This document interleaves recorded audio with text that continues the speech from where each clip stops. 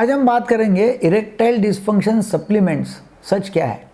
Sex pills जो है जो पुरुषों को दी जाती है वो काम करती है या धोखा है।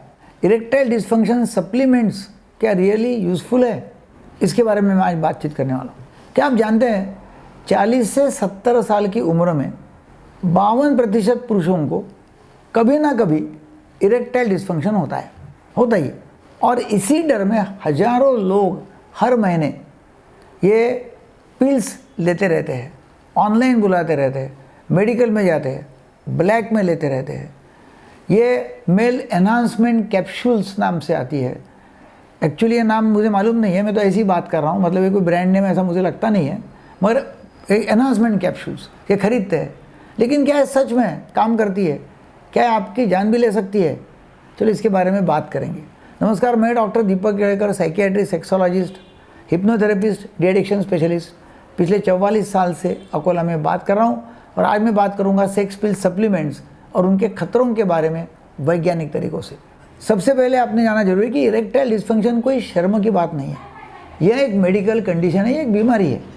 और कई बार यह दिल की बीमारी, रक्तवाहिकाओं की खराबी, डायबिटीज़, हाइपरटेंशन या लो टेस्टोस्टेरॉन का पहला संकेत हो सकता है। मतलब और कोई बीमारी है और दिखता है कि भाई इरेक्शन नहीं हो रहा है। इसलिए बिना सोचे बिना समझे पिल्स खाना खतरनाक है। उसका कारण ढूंढना चाहिए कि इरेक्शन क्यों नहीं हो रहा है। नंबर 2, मार्केट में मिलने वाली ज़्यादातर पिल्स सेफ़ नहीं है। कई ऑनलाइन सप्लीमेंट्स मिलती है, वो FDA रेगुलेटेड होती नहीं है। पता नहीं उसमें क्या डाला हुआ है, क्या अंदर है। और जहाँ से आप लेते हैं वो आपको रिसीट भी देता नहीं है, वो कैश में देता है। अंदर क्या इंग्रेडिएंट है मालूम नहीं, कोई गारंटी है क्या मालूम नहीं, लेबल पर क्या लिखा है पता नहीं, लेबल पर लिखा है वो सच है क्या, वो लेबल पे जो लिखा है वो टैबलेट में है क्या। ऐसी बहुत सारी दवाइयाँ मिलती है जो हार्ट पेशेंट्स के लिए जानलेवा हो सकती है। तो इसके लिए डेफिनेटली आपने देखना है कि उसमें अंदर क्या है और जो अंदर लिखा है वो सचमुच है कि नहीं है।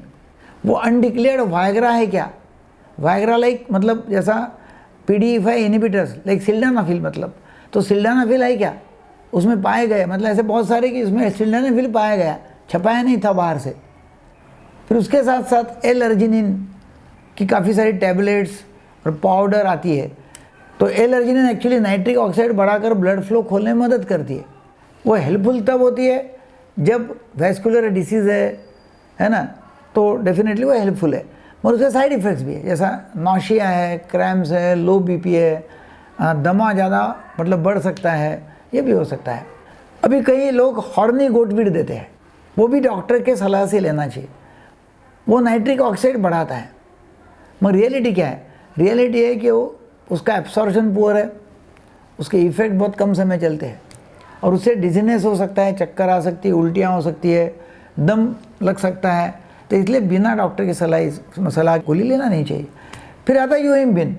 यूएमबिन जो है वो ब्रेन स्टिमुलेशन है, ब्लड वेसल्स को इम्पैक्ट करता है, ब्रेन स्टिमुलेशन है, मगर उसमें रिस्क है, उसमें एंग्जाइटी होती है, हार्ट इश्यूज़ होते हैं, प्रोस्टेट के प्रॉब्लम हो सकते हैं, डायबिटीज़ पेशेंट के लिए वो अनसेफ है। अब कुछ लोग पोमग्रेनेट खाते हैं, पोमग्रेनेट जो फ्रूट आता अपना उसमें, तो उसमें भी कोई बहुत ज़्यादा सिग्निफिकेंट इंप्रूवमेंट नहीं हुआ और पोमग्रेनेट कैप्सूल में डाल के लोग लेते हैं और इतनी सारी महंगी गोली मिलती है। मक्का रूट थोड़ी सी इच्छा बढ़ सकती है, कोई प्रॉब्लम नहीं है, मूड चेंजेस भी होते हैं, मतलब उसमें अच्छा भी लगता है, मगर उसमें क्रैम्प संभव है, तो वो भी डॉक्टर से सलाह लेके करना है। Ginkgo biloba no proven benefit, side effects definitely है, ब्लीडिंग रिस्क है, एंग्जाइटी है, ड्रग इंटरेक्शंस होते हैं, तो ये भी बिना सलाह के लेनी नहीं है। कोरियन रेड जिनसेंग होता है, कोरियन रेड जिनसेंग जो है वो 60% बेनिफिट्स नोटेड है उसमें।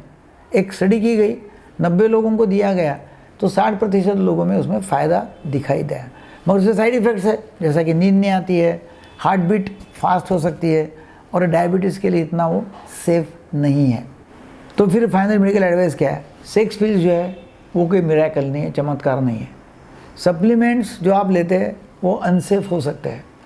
राइट डायग्नोसिस वो रियल ट्रीटमेंट है। मॉडर्न इरेक्टाइल डिस्फंक्शन मेडिसिन हो सकती है, मतलब कि जो मॉडर्न इरेक्टाइल डिस्फंक्शन में काम में आती है, जैसे कि सिल्डेनाफिल, टाडालाफिल, और वो चीप भी है, सेफ भी है वैसे देखा जाए तो, मगर डॉक्टर के प्रिस्क्रिप्शन से लेना है और डॉक्टर के सलाह से लेना है, क्योंकि हार्ट पेशेंट बीपी के लिए वो प्रॉब्लमेटिक हो सकती है। अगर आपको इरेक्शन में समस्या आ रही है, प्लीज़ देरी मत कीजिए, यह वीकनेस नहीं है, यह एक ट्रीटेबल मेडिकल कंडीशन है और कोई बीमारी का ये बड़ा संकेत हो सकता है। आपको सेक्सुअल एजुकेशन की जानकारी चाहिए तो हमारे चैनल पर जरूर आइए, शेयर कीजिए, सब्सक्राइब कीजिए और आपके सवाल पूछते जाइए। हमारे यहाँ फ्री कंसल्टेशन अवेलेबल है, रोज़ जूम कॉल होता है, उसमें हमारे एक्सपर्ट डॉक्टर्स आपको मदद करते हैं।